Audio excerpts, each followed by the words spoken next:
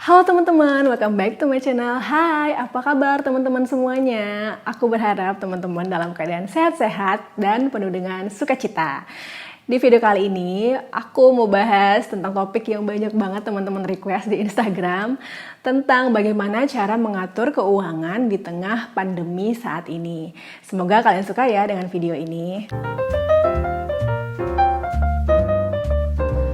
Hari-hari ini, saat-saat ini, kita semua pasti diliputi sama rasa takut, rasa khawatir, bahkan mulai ada yang stres sekali kan dengan keadaan saat ini, terutama selain dari virus itu sendiri adalah krisis ekonomi gitu kan.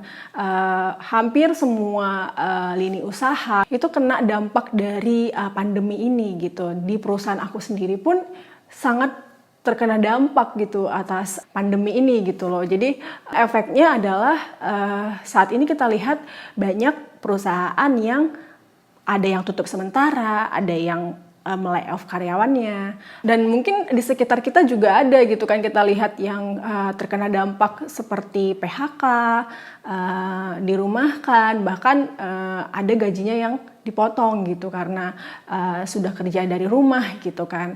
Dan aku turut bersimpati juga untuk mungkin ada teman-teman yang mengalami ini. Semoga ini semua segera berakhir dan ekonomi kita kembali pulih ya gitu. Di sini aku mau share tentang pengalaman aku sama Bastian, sama suami aku menghadapi situasi seperti ini dalam hal ngatur keuangan ya gitu. Selama hampir lebih dari sebulan aku work from home, sebenarnya bukan satu hal yang membosankan sih, karena aku tipe anak rumahan sebenarnya. Jadi puji Tuhan sih sampai sebulan ini belum terlalu merasa yang bosan banget atau stres banget, nggak bisa keluar sebebas itu, enggak sih. Masih bisa menikmati lah aktivitas di rumah dan juga kerja di rumah gitu. Cuma di sini aku sama Bas itu dari awal mulai pandemi ini masuk ke Indonesia, aku sama Bas sudah mulai ada bayangan bahwa kita akan kerja di rumah seperti kasus-kasus di luar negeri gitu kan. Nah di sini kita harus mulai set nih masalah keuangan gitu kan, karena aku sama Bas itu emang ini concern gitu kalau masalah pengelolaan keuangan. Normalnya penghasilan kita kan dibagi untuk 3 kebutuhan ya, kebutuhan primer, sekunder, dan tersier gitu. Nah jadi kalau keadaan baik-baik saja, mungkin ketiga kebutuhan ini bisa kita penuhi dengan baik gitu, dengan ya oke lah, nggak ada masalah gitu, bisa kita penuhi gitu. Tapi kalau misalnya dengan keadaan seperti sekarang, justru adalah saat dimana kita benar-benar harus selektif gitu untuk memenuhi kebutuhan gitu. Contohnya kalau aku sama Bas sekarang benar-benar selektif untuk memenuhi kebutuhan primer saja gitu. Untuk sekunder sama tersier kita kesampingin dulu lah gitu, karena menurut aku sama Bas nggak ada kebutuhan yang lebih urgent saat ini dibandingkan untuk memenuhi kebutuhan konsumsi gitu. Nah kebutuhan primernya apa aja sih gitu kan? Kebutuhan primer pastinya yang pertama adalah konsumsi. Konsumsi ini adalah bahan-bahan makanan yang kita makan gitu kan, dan juga untuk teman-teman yang berkeluarga mungkin untuk pemenuhan kebutuhan pampers baby, tisu baby, susu gitu kan, vitamin dan lain-lain gitu, itu termasuk konsumsi. Dan juga indikator yang lain adalah kewajiban, itu termasuk tagihan adalah tagihan rutin seperti air, listrik, internet, dan juga tagihan kewajiban hutang atau kredit mobil, kredit motor, ataupun KPR gitu. Jadi gimana sih ngatur anggaran, budget ya dalam rumah tangga ataupun teman-teman yang masih single gitu, supaya kita tetap bisa bijak gitu dalam mengatur keuangan kita. Nah dalam kondisi saat ini aku sama Bas itu mempertahankan budget konsumsi yang kita setting setiap bulan. Jadi bulan yang sebelum pandemi sama setelah pandemi ini kita sama ini budgetnya gitu. Bahkan sebenarnya aku sama Bas itu berasa lebih hemat malah dengan kerja di rumah ini gitu. Kenapa lebih hemat? Karena gini, misalnya ya kita pakai angka aja ya. Misalnya dalam sebulan sebelum pandemi aku budget untuk konsumsinya itu khusus konsumsi ya, belum termasuk utang dan tagihan rutin gitu. Jadi budget konsumsi kami adalah 1,5 juta gitu kan. Contoh ya 1,5 juta. Nah 1,5 juta ini belum termasuk transport nih ke kantor, belum termasuk jajan Bastian kalau misalnya dia kerja di coffee shop. Dia kan kerja itu di coffee shop karena usaha kan. Jadi ada budget lagi nih, pengeluaran budget untuk ke coffee shop. Bilanglah kalau misalnya ke coffee shop itu 30 sampai 50 ribu ya kan. Jadi dalam sebulan misalnya dia ke coffee shop itu sebanyak 20 kali, berarti ada 1 juta budget untuk ke coffee shop.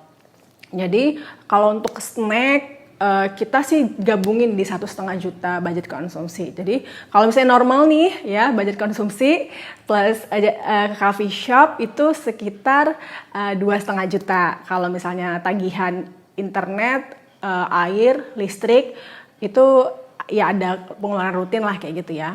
Terus dan juga kita harus pikirin cicilan KPR kita gitu.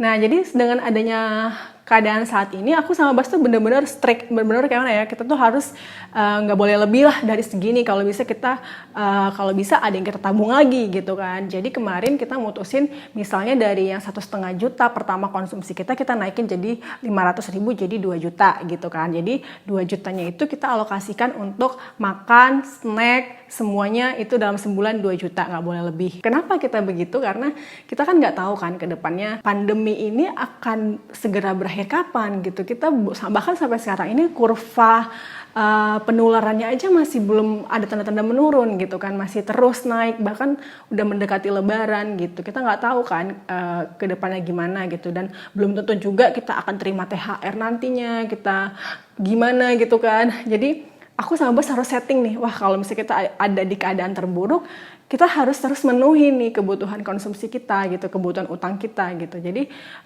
yuk kita benar-benar menahan diri kita untuk tetap stay sama budget yang udah kita setting, jangan lebih dari segitu, dan kita harus bisa cukup dengan segitu gitu.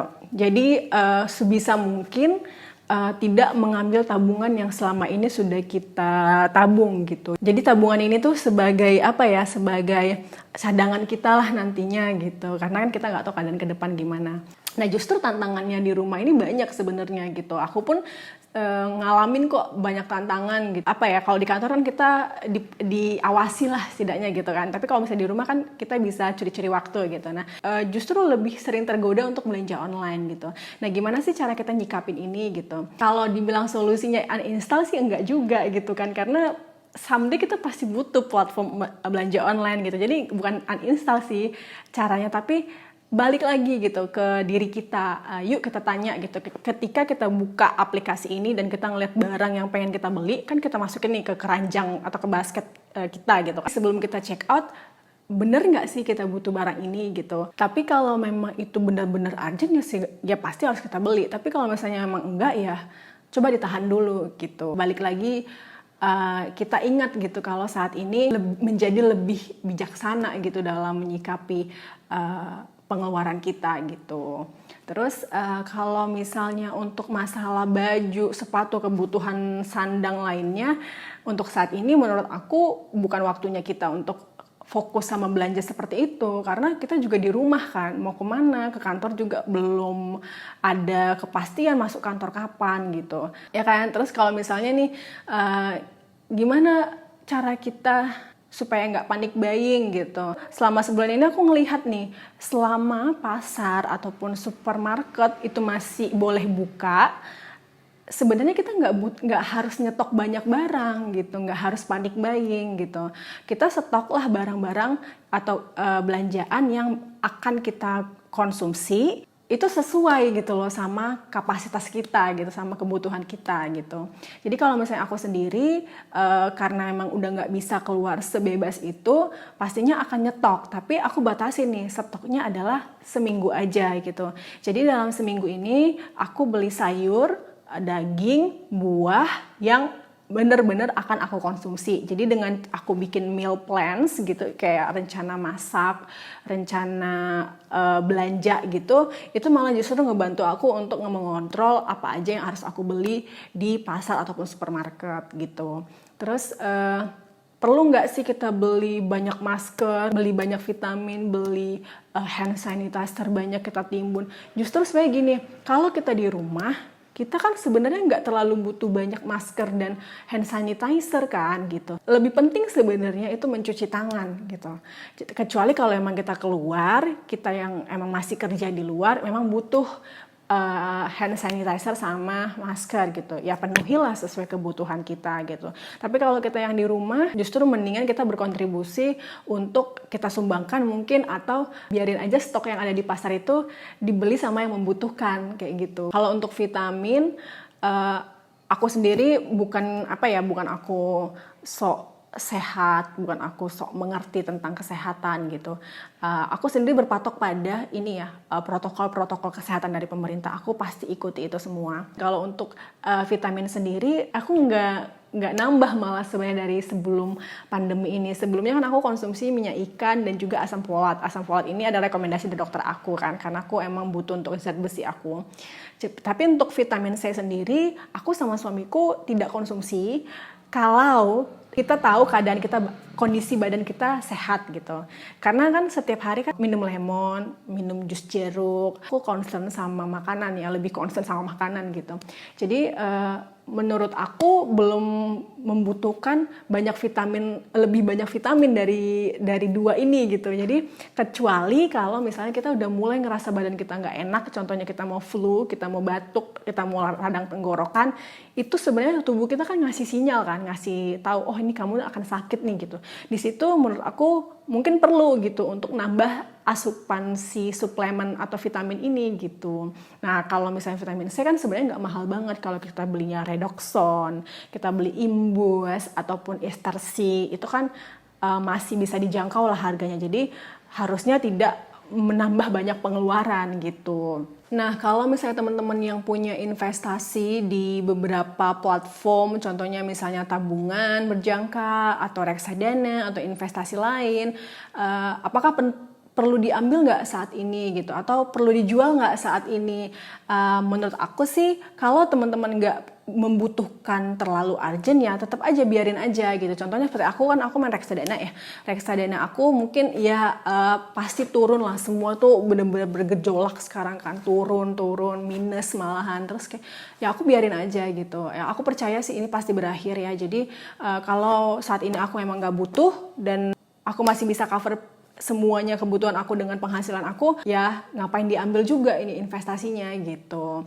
Justru malah saat ini sebenarnya kesempatan kita untuk bisa nambah investasi kita di platform-platform seperti reksadana saham ataupun platform saham yang lain kayak gitu. Jadi cukupkan diri kita, cukupkan konsumsi kita dengan budget yang sudah kita tentukan di awal gitu. Nah, jadi kesimpulannya sebenarnya nggak susah kok untuk ngatur keuangan di tengah pandemi ini. Yang penting kita tahu apa yang menjadi kebutuhan pokok kita saat ini. Saat kita punya banyak waktu di rumah, justru ini tuh menjadi kesempatan untuk kita bisa mengenal diri kita lebih dalam lagi, bisa merefleksikan diri kita lebih dalam lagi, dan nantinya pun kita akan bisa lebih mindful gitu dalam hal pengeluaran kita, dalam hal mindset kita, dalam hal mengelola kekhawatiran kita kayak gitu. Dan yuk sama-sama kita doain negara kita dan juga negara-negara lain yang saat ini sedang berjuang menghadapi pandemi ini. Semoga semuanya segera berlalu. Keep thinking positive, tetap bersukacita, karena hati yang gembira adalah obat yang manjur. Dan thanks for watching. God bless you all. Bye-bye.